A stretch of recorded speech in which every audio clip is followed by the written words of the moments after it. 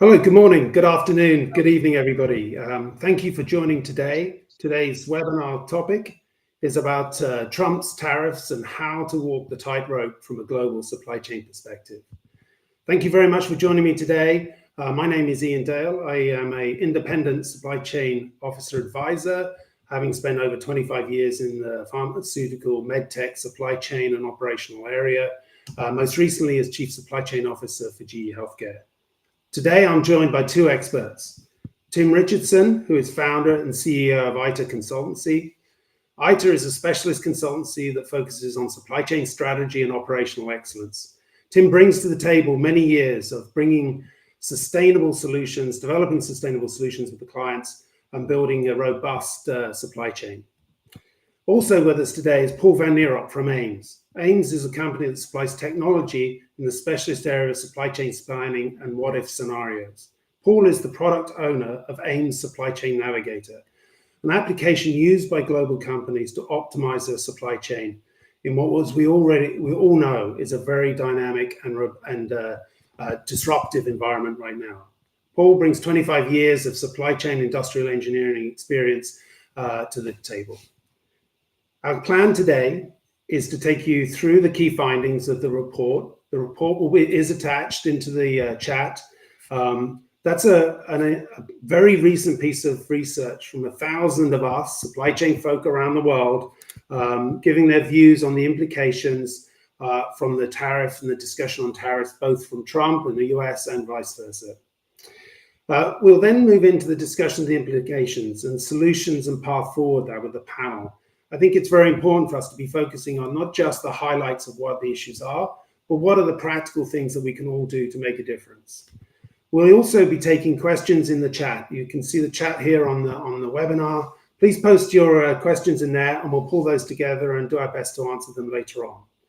So with that, I'd like to just highlight what we all know is a very disruptive world right now. Here are some quotes from our friend Donald Trump. As you see a lot of this in the media right now, as he moves to become president of the United States and his administration comes into power, we have seen many things looking like which could be extreme implications for us as supply chain leaders across the world.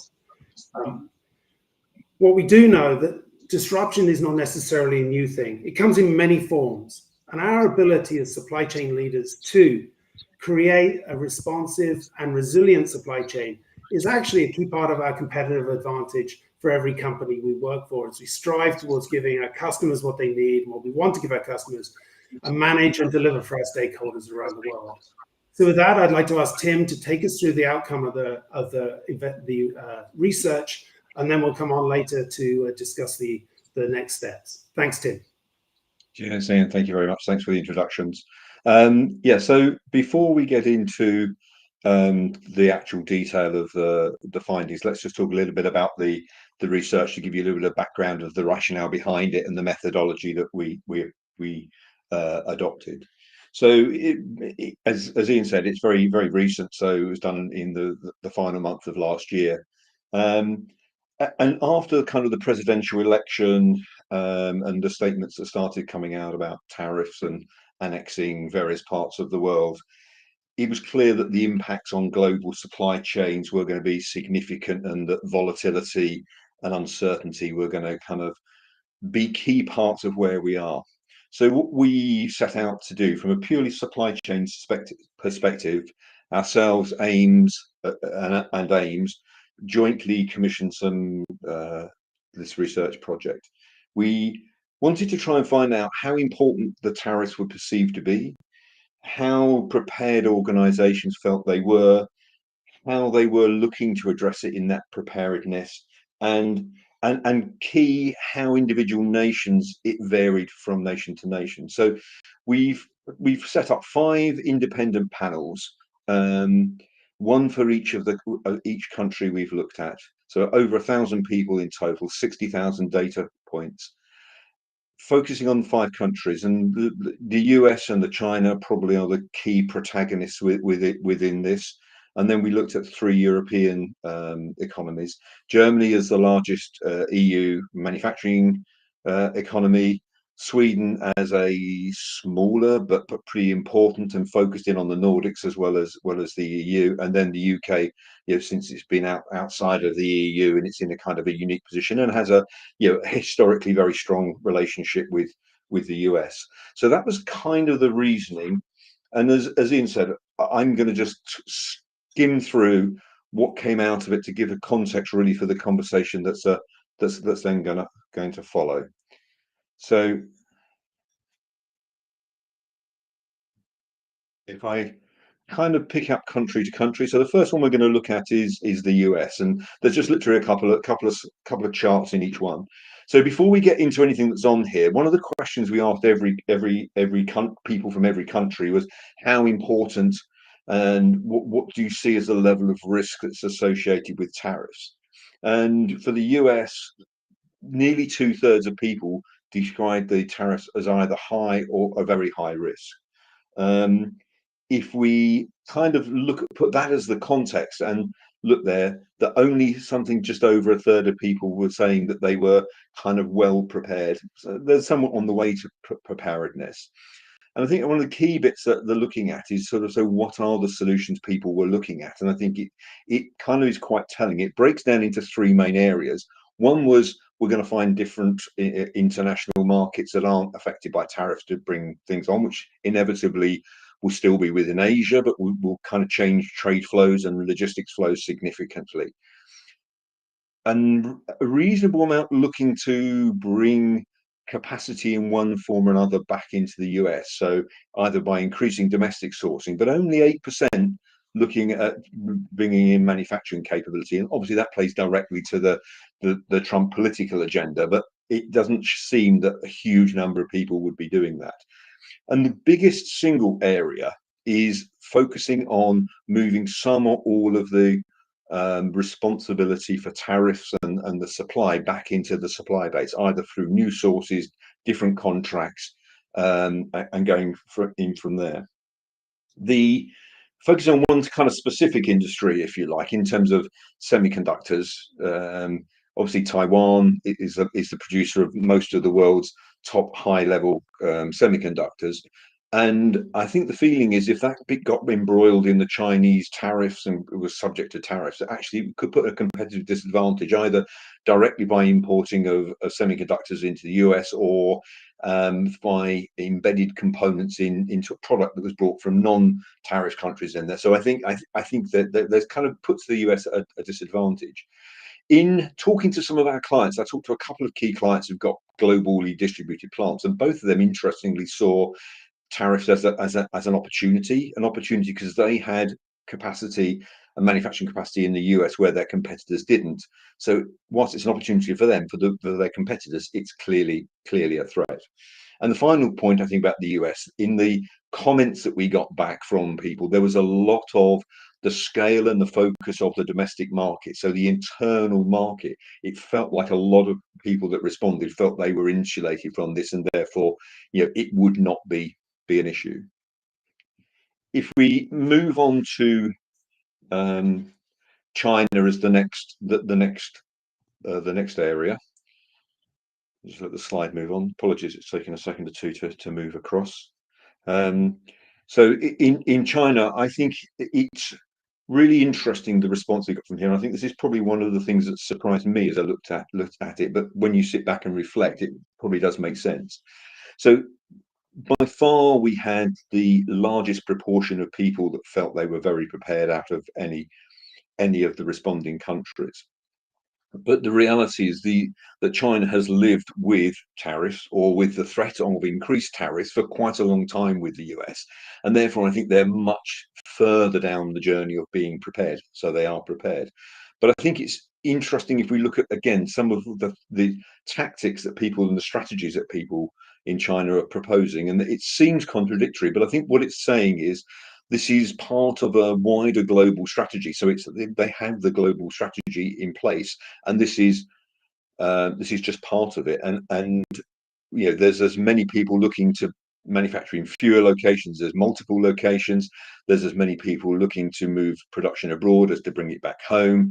So I think this is just part of a global strategy. And when we said what is their highest risk area they saw as geopolitical risk, the Chinese response was very much the weakening of the domestic market.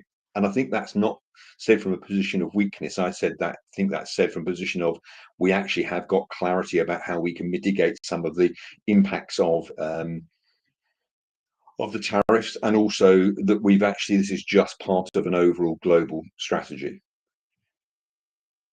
Before we move kind of on to the European countries, I think the next thing is to start looking at sort of into Germany. Germany is obviously a very heavily export-driven marketplace, runs currently a $63 billion surplus with the US. And there was some research done at the University of Munich that said a 20% set of tariffs from the US would reduce the kind of exports from Germany to the US by about 15%. So clearly very significant.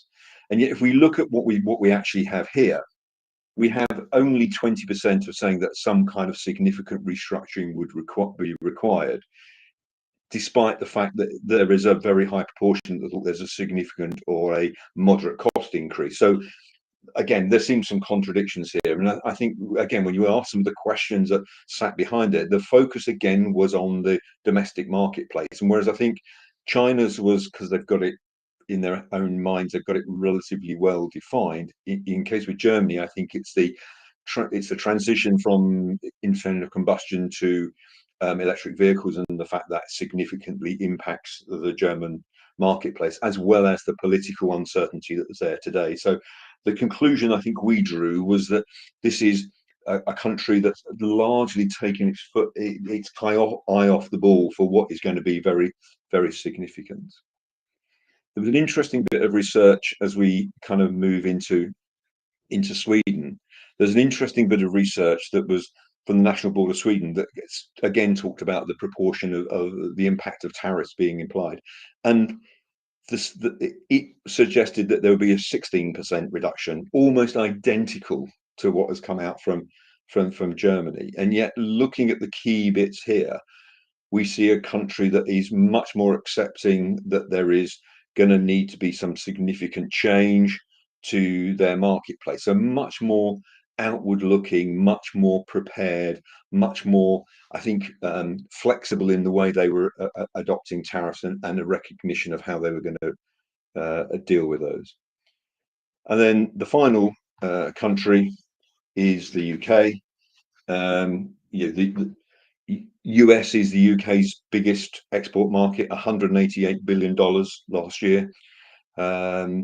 We believe we have this special relationship, but clearly the country has been in a bit of a kind of flux all of its own from some coming out of the EU. And I think despite it being a really significant impact, and there was a national institute, who did it? Hang on a second. The National Institute of Economic and Social Research said that tariffs would reduce overall national exports by 2.6% and reduce output capacity across the whole nation of nearly 1%. So really, really quite significant. Despite this, we have over 50% saying, I don't think anything's going to change. And if we look at the responses are almost identical to those of the US, falling again into the three. Some repatriation, both in terms of sourcing and manufacturing capacity, again, very similar percentages. Some believe you can push it back out onto the supplier base, and some looking for additional and different international markets. I think from a UK perspective, one of the real concerns I have is that the manufacturing base has been weakened to an extent to bring things back and re-onshore things. I question whether there is actually the capability there to do that, both in terms of capacity and in skills. So we're going to move on now to looking at kind of some bit more detail about the modelling, and I'm going to bring Paul back into the conversation too, so he can talk these through. Paul, over to you. Yeah, thanks, Tim. Really nice summary per country on those previous 5 slides. And what we see in the next couple of slides is where we've put those countries together in one view. So slightly different orientation with these slides, where we see each country that Tim spoke about earlier as one column. And we see scenario planning as a key activity that we think should be happening at the moment. So if you hear what Tim was saying about what the respondents are telling us, there's a lot of uncertainty there. So we really don't know yet how big the tariffs will be, where they will be levied, whether they actually will be, when will they be reversed. So there's a lot of speculation and a lot of uncertainty, and a very good way of managing uncertainty is to do scenario planning. So you test these scenarios across a different range. So what we asked in the survey is, how important is scenario planning for navigating these tariff-related risks in your supply chain that we see coming towards us? And if you look at so each country is there on the bar, and the top two, the black color is very important, and the gray is moderately important. So people are recognizing that there's a need to do some scenario planning, either a very high need or a moderate need. And interestingly enough, the China blue at the bottom there, there's very few people in China that saying this is not important at all, and significantly more in the US that think it's not necessary. So this was a question related to what we see as a strategy to deal with this uncertainty around the tariffs that are coming. So very interesting to see the responses there. And then the next slide, if we could move to the next slide. Ask the respondents, well, how do you actually do that? How do you currently evaluate these risks and the impacts of them? And in contrast to the previous slide, you'll see that the tariff scenario modeling is a very small piece of it. So what we see, the contradiction here, people think it's really important, but actually very few people are doing that. I guess because it's also not a trivial thing to do. But we would have expected that to be a lot higher. So the blue bottom bits of the bars is tariff scenario modeling, using some kind of technology to model the scenarios, and then going up from that, there's some kind of analysis, which typically means Excel analysis or paper analysis or some level of thinking at least about it. And going towards the top, it's less and less comprehensive, that analysis, so less end to end. So we also a firm believer that the scenario modeling should be end to end modeling. So very interesting contrast between what people see as the importance of doing the scenario analysis and who's actually doing that is pretty low. But again, China with the highest bit of blue at the bottom, signaling that 20% of Chinese companies are actively modeling these scenarios already, which is 1 in 5, which I guess higher than the rest of the countries. So that's a little bit of the cross-country analysis around scenario planning as a strategy to deal with this. Ian, I think it's back to you. Yeah, thanks. Thanks, Paul. And what I'll do now is bring both Paul and Tim back in for a panel discussion. I have some questions for them. But just building on some stuff that I just saw that struck me as we went through the report and the data. Some of the things I found surprising, just what Paul went through just then, which was, if you look at the regions around the world, those that had no formal process for evaluating the scenarios, etc., I find that quite strange, considering the last 4 or 5 years we've been in a heavily disrupted world. My personal experience in GE Healthcare was that we found the value of having a centralized, sort of formalized process to take the noise out of what is often an emotional discussion about what you should make where you should supply, etc. The other part that I found that I think, Tim, you mentioned, which was some things around people just almost sitting on their hands and waiting to see. It won't be as bad as we think, right? In terms of the proactive response. And there you see that sort of response really from China, where they're establishing productive capacity in a number of locations around the world. So that was quite surprising given the scale of the threat from the disruptions from the tariffs. And the last one I wanted to bring out, which was one of, what are people doing in terms of their manufacturing technology, how they make their product, how are our jobs as supply chain leaders are to manage short-term disruptions and medium-term disruptions, but also how do we structure the whole operational part of our business? How do we design our products to make them more flexible and more resilient? How do we prepare ourselves for the unknown disruption that may well come? Those are some of the things I saw as going through the that perhaps some companies will be very well prepared in those areas and some others not. So that's one thing that struck me. Maybe, Tim, would you like to share with me the things that you found sort of interesting and perhaps surprising out of the survey when you read it? Yeah, I think I wouldn't argue a lot with anything you said there, Ian. And I think I was surprised how prepared the Chinese appeared to be relative to everybody else. And I think when you sit back and think about it, I think that's kind of inevitable. I was, again, not in a way, not surprised that people were trying to say, well, we can push it back onto our supplier base, but I don't think that's kind of reality. And the more I sat and reflected on this, whilst we were focusing on tariffs, I think if we look at the last 4 or 5 years, we've had COVID, we've had the Suez Canal block, we've had war in Europe, we've had the Middle East flaring up, all kinds of major supply chain disruptions. And I think we've gone through a period of a very long period of relative stability and globalization, and we're now coming back to a much more volatile world. And I think the bit that surprised me is that what appears an apparent lack of preparedness and myopic short-term focus, when I think there's some very much bigger, longer-term questions to be put in place. Thanks, and particularly to the point that perhaps people can think they can pass the cost on to our customers. I mean, I think we've all seen and experiencing significant levels of inflation, both in raw materials, but in our own personal lives. And the idea that you can just keep passing that cost on, right? I don't think that's the aim of these tariffs, is to pass cost on, right? Yeah, so, Paul, what did you see from the research? What did you find most interesting and perhaps surprising as you went through the detail, please? Yeah, it's a really interesting one, right? So when I read through the results, I always try and put it in the context of our customers. So they're really the people that are grappling with these problems. And we as a technology provider, we try and help them, give them some tools to deal with it, right? It's not a magic bullet, but it's certainly a tool that can help. And what triggered me a lot was the uncertainty around it. So the range of responses. So you would expect some very high bars and some very low bars, but a lot of them, it's kind of, people don't really know. So there's a lot of uncertainty. And we also are hearing back from some of our more mature customers that they're already modeling some of these uncertainties, and it's really a good way to deal with it.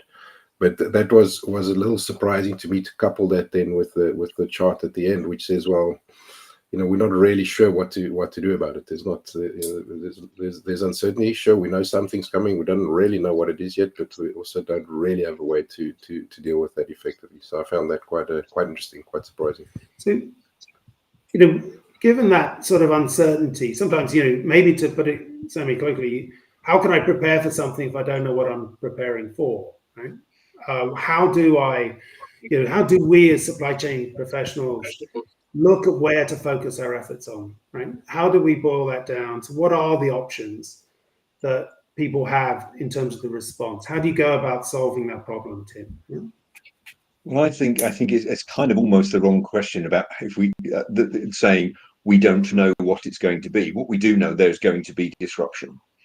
And if the first time we try and react to that disruption is at the point when it occurs, we're already a long way behind that drag curve. So I think that one of the key bits is in times gone by, and I've been in supply chain consulting for far too many years, but network modeling was something you did when you wanted to make a strategic change.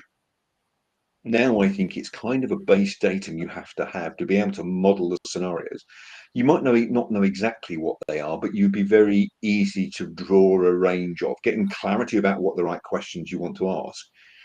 You have to design your supply chain to be able to cope with most of those, and then you tweak and adjust as the actual reality comes into place. So I think trying to respond to when it happens is just too late.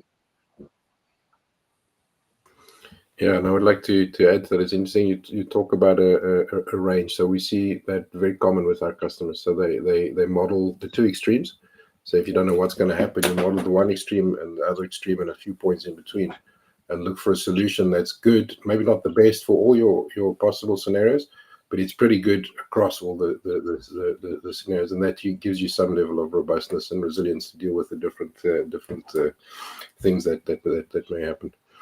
Maybe also worth adding how customers look at the mitigation strategies, because the scenario modeling is one thing, right? It's a great way to do on the desktop some experimentation about what may happen.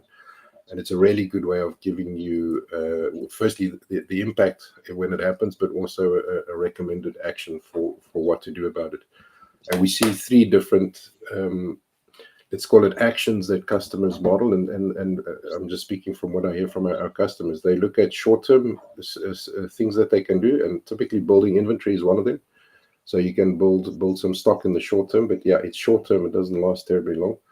And then at the other end of the scale, there's significant restructuring of capacity. So let's say closing a factory in one country and opening it in another, nearshoring or reshoring, which is capital heavy, expensive, and not quick and not easy to do, and pretty long term, right? Once you've done that, there's no real way back. And in the middle, we talk about tactical things that people can do, which means flexing your network rather than structurally changing it.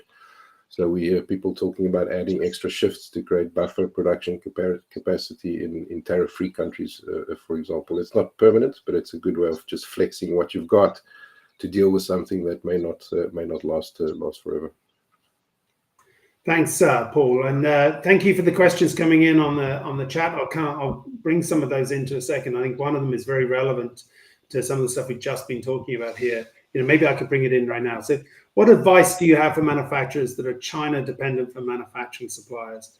What should they do to prepare for some potential changes? What do you think, Tim? Yeah, I'll give my views in a second. I think probably the short term is to put stock in place, but we're kind of too late for that now if tariffs kind of occur in the very short term.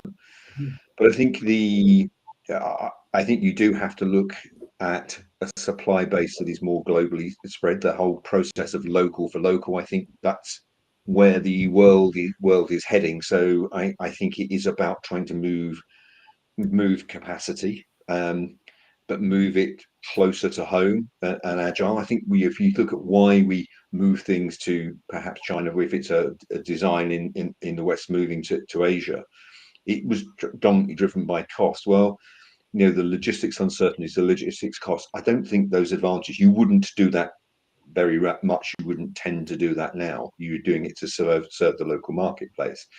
And I think you need to look at the total cost in terms of the inventory, in terms of working capital, in terms of overall cost, and the surety of supply that you bring in. So I think you've got to again look at it holistically to say, how do we get greater certainty of supply at what cost, and therefore there's a balance to trade for certainty and cost. And to understand that, understanding your full sort of cost to serve model, Tim, helps in that. What really are the trade-offs that you're playing with at that stage? Yeah? So I think the other thing I've seen from my experience. Oh, sorry, go on, Tim. Carry on. No. Go ahead. Go. Yeah, the other thing I've seen quite considerably is really getting into the weeds about what is local content, what is actual onshore manufacturing, where are, as we all know, as you go down a couple of layers inside most supply chains, the goods are actually whizzing around all over the world between various parts of our world.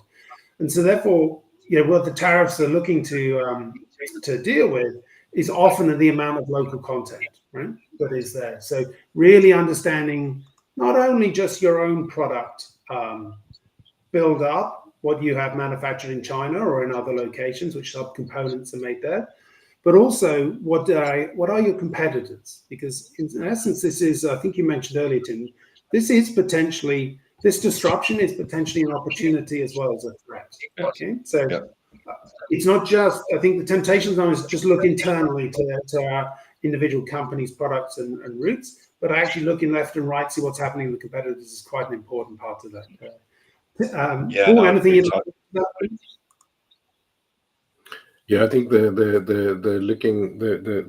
opportunity, I think, is something that people also don't always see, right? So it's what you say, if you're one step ahead of your competitors in this environment, it might actually be good for you. You might actually take advantage of that and use the disruption to get ahead. And people can use their supply chains to do that, and we do. I think it's interesting that it's not all doom and gloom, right? There's also some opportunity to get ahead of the pack. Also, I want to pick up on what Tim said earlier about the modeling exercise. So we provide technology that helps companies do this what if scenario modeling, and it's a tool, right? So I'm not saying it solves everything, but it's a tool that helps people make decisions. And the technology also needs some wisdom and some people to do something with it. So I think it's important to stress that the tool on its own will need certainly the internal intelligence from companies, the people sitting around the boardroom table, but also a view from the outside world, from consultancies or people that have been through this before. So we recommend in times of uncertainty and turbulence that scenario modeling is a good strategy to get started with. But I think importantly, we recommend that these models that we build, and we're talking here not about spreadsheet models, we're talking about sophisticated mathematical optimization models. That's what our technology is based on. And they're system-wide. So I think also people get into the trap of looking at just one trade route and seeing what the impact is and trying to manage that, where that can have knock-on effects to other areas of the supply chain. So we really stress the importance of doing global models and comprehensive end-to-end models, because the knock-on effects are not always that obvious. So that's the way we recommend that, but we do also see our customers in-housing this capability. So Tim made a very good point earlier that people used to do network design once every 2, 3, 5 years. What we're seeing now is people are setting up small centers of excellence within their organizations to do this on a continuous basis. So keeping the models fed and watered, keeping them active, keeping them ready, so that when the unexpected happens, you can immediately run the scenario, and it takes you a day or two, and doesn't take you 3 months to set up the model initially. That's already there. Thanks, Paul. I think that really plays in. I'm going to bring Chris White's question in the chat there. I'll just read it out for everybody. Network modeling is a great short-term and tier one analysis, but many of these issues play out over the longer term, months and years. What tools or approaches other than a spreadsheet are being used for what if scenario planning on this long range time frame? And I think, as supply chain leaders, we want to give our teams the tools to do the job we want them to do. And in my personal experience, we used to rely extensively on great people who knew the network and spreadsheets to do some of this stuff. As we go down the layers, as you both talked about earlier, it becomes very complex, and there's a lot of data in there. So maybe could you both talk about how you would go about helping a client identify those key issues to go look at, and how to do that scenario modeling, etc. Please. Yeah, thanks. Tim first. Yeah. I would say I think it's interesting. These tools are useful for short term rather than long term, and I think I would kind of disagree with that, because I think if you're using it to say, oh, this has happened, how do we respond, and you don't have the model in place. So I think the having the model and feeding and watering it will allow you to play all kinds of scenarios in.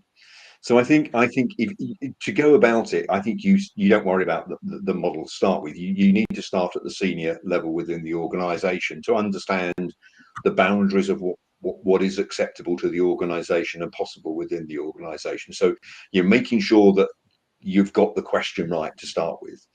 Then you have the clarity to go down into the organization. So the organization invariably will have lots of formal data, but I haven't found one yet where there isn't a spreadsheet city that sits around it. I think if you try and model every product, every location, in every SKU, at every component level, you're going to have this model that takes forever to run. So you have to find a means of aggregating it to make it meaningful. So this is about getting things directionally correct and finding the implications, and that way you can respond quickly. So in all of this stuff, 80% of the effort is in building and validating the model. So you would do that at a business level, you would do that at a service level, and you would sort of say, I built the model, does this reflect your business? And that's the key bit. then laying on the scenarios is really key. But I would say you need to have some sense of what scenarios you're going to likely to want to play on top of that, so that you can structure the model in a way that allows you to do it. So, things like the inflationary impact, the changes in demand because of tariffs will have all of those kind of implications, kind of retaliatory tariffs as well in different ways. And you can play all of those kind of scenarios, but I think you need to build the structure to allow you to do that. Once you've done that, I think it responds in the short term, but actually you can respond in the long term. And I'll try and appreciate it's a long answer, but I'll give you another thing is, I think you need to test what you think are likely scenarios before you start, to get your supply chain approximately right for the range of the before you start. And then you can make adjustments. You can't suddenly swing to the left and then swing to the right. The world doesn't work that way. So it's about adjustment. Sorry if that was a bit long. Thanks. Paul, any advice for the group? Some really strong points. So, Ian, if it's okay, I'd like to just add to a couple of things that Tim said there. Right. So it's a very common pitfall for our customers to just model for the sake of modeling and model at a very granular level just because you can. And they're both really bad ideas. So to start with the end in mind, as Tim said, is really, really important. First, understand what questions you're trying to answer. That determines what scenario is going to run. That also then determines at what level of granularity you need to structure your model. So it's a really important process around the whole modeling and what if scenario analysis that you do that makes it successful. And just also on the question about the short term, so our customers are running models that look 10 years into the future, and they're really strategic. Of course, there's some assumptions, and of course, there's some uncertainty, but there's really strategic tactical modeling. That's what we're talking about. Yes, it's not really about what's going into that box, what SKU, what part number, in which truck number. It's not that. It's looking at flows, and it's looking at the structure of the network more at a strategic and tactical level, and that allows you to model at a less granular level. Good. Thank you both. I'd just like to go back to Michaela's question. If the admin goes forward with tariffs, how quickly do you anticipate they'll be enacted? Immediately?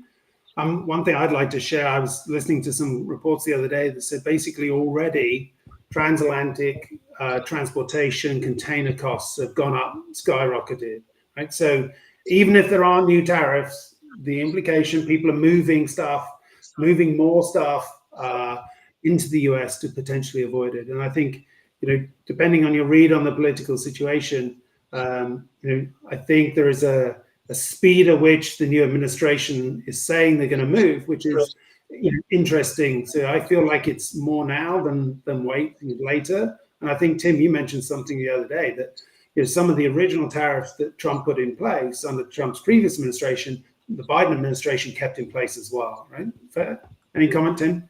Yeah, I think that's right. And I think you have to assume that they will be immediate. At one level, you can say, well, it's too late. We should have the models built and the kind of strategies in place. But I think, you must assume it's immediate. And then if anything else is a benefit, as you said, not just transatlantic costs, but I know, storage costs, warehousing costs have all gone through the roof as well. That just buys time. That buys and insulates a bit of time. But if we look at what we had in COVID, it has its own implications. With COVID, we had this massive surge of demand, particularly around the electronics industry, post-COVID, and then we've got some clients in the semiconductor industry, and they've gone through the deepest retrenchment they've had in probably 10 years. So I think there's some consequences that are slightly in the medium term of that approach, but all it does is buy you time. But I think that has to be perhaps the immediate solution if you don't have more sophisticated models than that in place. I think one of the other areas I think I've seen done is to do the analysis and work out where you may need to do some options and prepare some of those plans. You don't have to fully implement them, right? Some of what I've seen, especially in the heavily regulated industries I've worked in, is companies were increasingly preparing themselves for change, right? Maybe doing some re-registration of some of the components, some of the manufacturing, but not necessarily transferring it completely. So you shorten the total time scale of transfer and setup of new facilities. but don't necessarily expend all the money either, right? So, and sometimes, we may make preparation plans and not enact them. That's not necessarily a failure. That could actually be good strategies to mitigate risk that may come down the line. Maybe anything you'd like to help? Balvinder's comment question here in the chat is, how does one get the tariffs for specific products or HS codes? What are the possible sources for this? Tim, anything you want to add? I'm afraid I don't feel that I'm qualified to answer. I honestly don't know the answer to that question. So apologies, I can't. I think I can answer. That's okay. In my old world in GE Healthcare, we had a great set of people that dealt with international trade, right? That dealt with the government bodies, that got first heads up of which particular product codes were going to be, the tariffs are going to be applied to. And having expertise in that area, either internally or getting it externally, is also a very useful tactic in working out exactly where the tariffs are going to apply, because the devil is in the detail in some of these things, right? So certainly I would say, Balvinder, that's an area, depending on the company you work for, they may have that internally or you can get it externally as well. Thanks. All right. Just picking up with Chris's follow-on question to my early question about tier one analysis. No tools go deeper than tier one yet. As I pointed out, most issues are deeper than tier one. What multi-tier, go to tier 5, 6 approaches are being used? Anything, Paul, you've seen from your analysis that could help Chris in that area, please?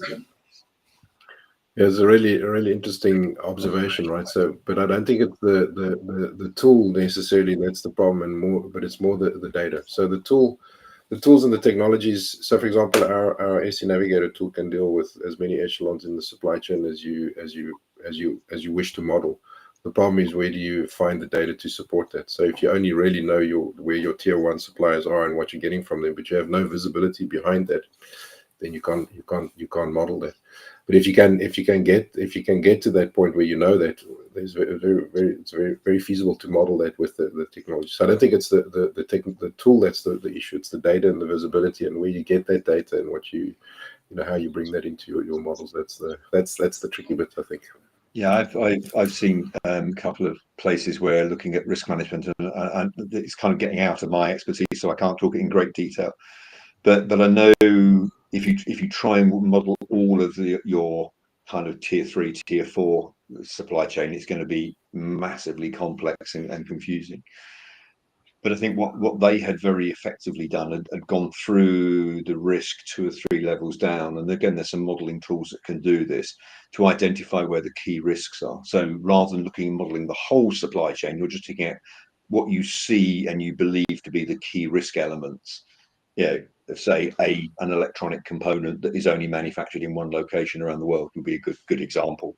But you need to find that. So, and I think one of the strategies that I've seen adopted in that environment is when you've worked out the risk actually is 2 or 3 trains down there, is invariably or quite often you're into smaller companies that can't afford to fund the working capital. So one of the strategies I've seen and work with clients is actually they fund some contingency stock that sits for their exclusive use, but 2 or 3 tiers down the supply chain, and that's a way of mitigating the risk that comes through. So I think it's about, to make it meaningful and manageable, you have to do some deep dive first to work out which bits you see the biggest risks in the tiers that sit below.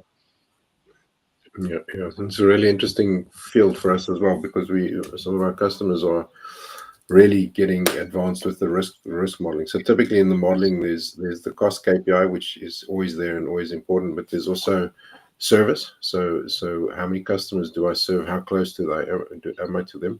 The third key KPI that people are modeling with is risk. So we've seen customers actually introducing risk indexes into the locations in their supply chain. And again, you can do that as many echelons as you like if you know where they are. But you can actually start then running business continuity scenarios where you run a scenario and you shut down each facility in your supply chain, and you run a batch of hundreds of these scenarios, and you start getting quadrants and matrices where you identify locations that are high risk for whatever risk may be, political risk, climate risk, whatever, and high impact. And those are really the ones you want to focus on. So it's an interesting field where you can start running batches of hundreds of scenarios to really start zooming in where you need to be worried, because something's likely to happen, and if something does happen, you're in big trouble. So it's an interesting space. Can you do that? Sorry, Ian, sorry. Can you do that not just for regions of the world, for want of a better description, but commodity groups within your overall portfolio? You could do it at the product level and at the location level, absolutely. Yeah. I think the other thing I learned and found from both bitter experience and success is that the technical obsolescence or technical vitality of the components as you go down is actually quite important. You can look at the risk factors, size of the organization, stock levels, etc. But if you're not careful, sometimes you can end up with technically obsolescence going on at the down at tier 3, 4, and suddenly your whole supply chain is at risk. And that's an important discussion to have across the exec team with the people that are funding the product development, lifecycle management of products. Everyone is always in companies and so correctly interested in the new product development, next generation, etc. But frequently we're supporting an installed base that is substantial and that needs some of these. And so the investment in maintaining certain parts of the components to be vital is also an important part, and that comes through some of that tier as you go down through the tiers, right? So. I'm just thank you very much for all the questions coming in. I'm going to jump to hopefully to another one. Okay, I think there was one on what would we do for the any thoughts on the counteractions countries impacted by tariffs might do. Is this going to be a game of ping pong with whoever hits the ball back harder, right? So. Unfortunately, probably yes. I think I think there's a degree of inevitability about that. If someone hits you tend to hit them back. Whether that's whether you should actually get into a discussion and say, please don't hit me. But if you're dealing with someone who's got a bullying tendency, then that doesn't tend to go too well. So I think unfortunately, I think we are that, and I think therefore any models that are built or any scenarios you're trying to evaluate, however you do it, has to be able to say, well, what's the likely counter moves that will come from other countries in other areas, and that's going to build inflation. It will probably dampen demand, and I think you need to put all of those things together. And I think the key bit about this is you can't respond to everything. You've got to understand what's really important, what really moves the dial in your business, and be able to respond to that. And I think that's the key. A couple of other questions here. I'm going to bring out two more, and then we'll try to sort of circular the conversation up a bit. Right? So Justin, curious on the team's thoughts on the usefulness of long-term, like 10-year modeling horizon.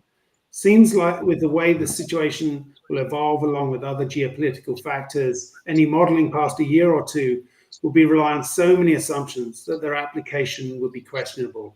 I got quite a strong view on that, Ian, if that's okay. So I think of course you're right, Justin. So the further out you look, the less correct you are likely to be, right? So it's the same with any forward view or any plan. It's almost guaranteed to be wrong, but it's more guaranteed to be more wrong the further out you look. But I don't think that's a good reason not to do it. I think you can better do the range of scenario testing, and again the uncertainty becomes important there. But I think there's certain things you can look 10 years out, right? So for example, a demand forecast, of course it's going to be wrong 10 years out, but structurally which regions are growing in demand and which ones are reducing in demand. And if you run your range of scenarios, then you can start restructuring your supply chain to anticipate that. But I think what's key is you're absolutely right. Things are going to change all the time, so you need to continuously redo that. I don't think there's any real world situation where you're running a model today and that's the result is still exactly right 10 years from now. But if you rerun the same model 6 months from now, and every 6 months for the next 10 years, you're going to be correcting that future view as you go along and as you get closer to that point out there. So it's a very good point. The further out, the more uncertain, but I think it's not a good reason to not do it. It loops back to being clear about what question you're trying to answer, doesn't it? So further out, it's a different question. Yeah, exactly. And maybe I could just draw this on a little bit with you both. As the audience on the call, a lot of people are trying to find the right solutions and to move into action. I don't think anyone's really doubting the potential impact of tariffs and change in the geopolitical environment. But what is it? How do people get through to answers for their particular supply chain, whether it be based in Sweden, Germany, UK, India, China, US? How do you suggest, getting into action, getting some things done? I can answer that. I can start if you like. I think you need to move it wider than tariffs, because tariffs is going to be the disruption. But COVID was the disruption. The war in Ukraine was the disruption. The blocking of the Suez Canal, albeit relatively short, was the connection. The impacts that I think we are moving to a world where it is volatility and change and disruptive change is going to be ever present. I can't think for the foreseeable future that won't be the case.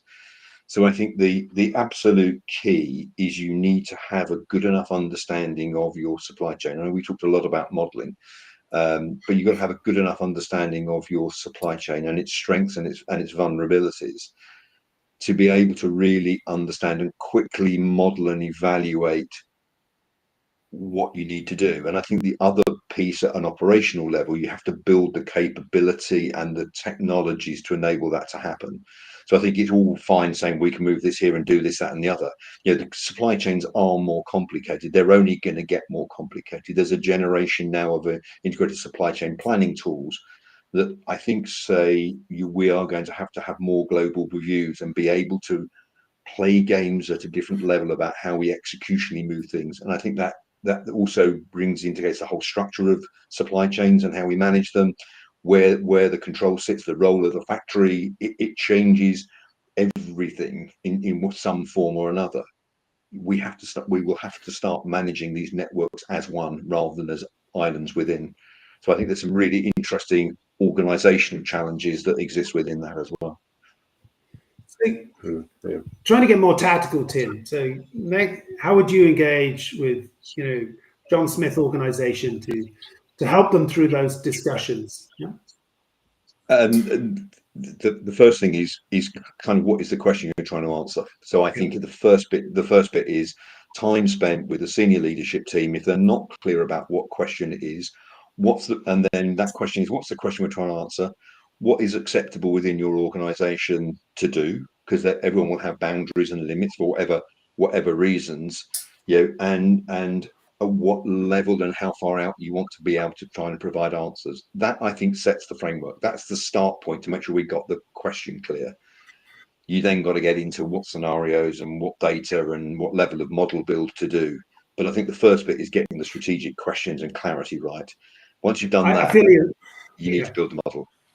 I feel you're inherently. I mean, a great coach of mine once said, Ian, what problem? He kept asking me, what problem are you trying to solve? Until you understand that, then you bring all sorts of different and irrelevant solutions. Sometimes. Yeah. Paul, anything you'd like to add before I go to the last couple of questions?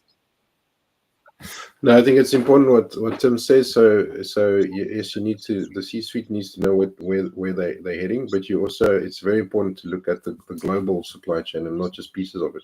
So I can imagine people doing spreadsheet studies now on the impact of a specific tariff.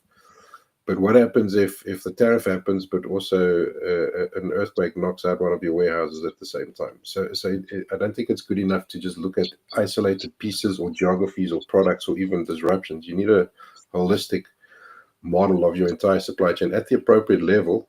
And you can then do two things. You can be proactive. You can start running those ranges of scenarios to deal with the uncertainties, but you can also be reactive. So when the unexpected does happen, you're ready to run the scenario really quickly. So I think it's about being proactive, but also enabling yourself to be reactive, because we know it's going to happen again. We don't know what the next Suez Canal is, but almost guaranteed it's going to happen somewhere, sometime. Okay. Thank you. Just really to try and tie off on a couple of the other questions, Tom, many products these days assembles of parts, modules from various places around. It's probably advisory to include formal country of origin determination for thinking about transfers. I'd wholeheartedly agree with that. In my personal experience, spending time really, really understanding that can avoid a lot of work, actually, right? And being clear on that. And it also gives you some smaller changes that you can make. So that's a fantastic point. And I think Jonathan's comment on Eisenhower, plans are nothing, but planning is everything, really highlights what I think both Tim and Paul were talking about there, that it's the active activity of planning and revising that plan in response to the disruptions is key. And that, I think, in my summary back of both the report and the discussion today, is this is a process of which is here to stay. Disruption is with us. It's actually a massive opportunity as well as a threat. And for personally being part of the supply chain organizations for many years, it puts us again at the heart of value generation and a valuable part of the competitive, hopefully a source of competitive advantage for the company. Paul, would you like to add any summary to that before we go to Tim to try and close out for us, please? No, I think it's been a great discussion. So thanks everybody for the inputs and the insights. It's always great to talk about these things, but also great to put some science behind it. So I really like the report. I read through it. It's nice to put some concrete numbers against these things. And I think someone said at the beginning of the webinar, there's a lot of emotion here, but there's also opportunity to add a lot of science to it. To be my closing reflection. Thank you. Tim. Thank you. Okay, I'll sort of my closing sort of remarks are, tariffs are about one part. They're simply just one part of the wider scenario. There will be winners as well as being losers, and you need to really understand how your supply chain works and reacts in order to be able to do. I'm really conscious. We talked an awful lot about modeling and so on and so forth, but you can almost put aside the modeling. It's about the understanding of what your supply chain dynamic is and how things impact it, and therefore what you need to react to it. So I think those are some of the key strategic questions that as supply chain leaders, you guys are there to have to answer in the months and years to come. So I guess it kind of, thank you for joining. I'll close it out by saying, firstly, thank you everyone for attending. Thanks for the debate. It's been great. Thank you for putting the people that put the report together. It's been really interesting. You wouldn't, I don't think you'd expect us to get to the end and say, but we can help you. But then of course we can. And we recognize that organizations are in very different positions. So if this is correct, saying we're really not clear what the strategy is, what the strategic question are, if you want to look about what are the real risks, what are the prioritized actions, what are the reactive tools and guidance, then we're quite happy to kind of work with senior leaderships of organizations to facilitate a 2 or 3 hour session to get into that. And that'll be a mixture of ITER and AIMMS as we go through. Equally, if you say, we know what we think we know what our strategy is, but we just don't have the models and the networks to do that, and we're not quite sure what that would give us and how we would go about it, then equally, get in touch. The email addresses at the bottom there. It's an ITER email address, but we're coordinating on behalf of both ITER and AIMMS. So get in touch. We'd love to have the conversations. I think this is the challenge of our times. We talked about tariffs, but it's much wider than tariffs. This is what's going to shape supply chain for the years to come. I think it's fascinating, and I think make yourselves one of the winners, rather than people that are there as part of the consequences, the collateral damage maybe. So thank you everyone again for all your time, and I think with that I will end the stream 1 minute ahead of time, so everyone's got a minute of their life back. So thank you very much, and hopefully speak to you soon. Thanks everyone.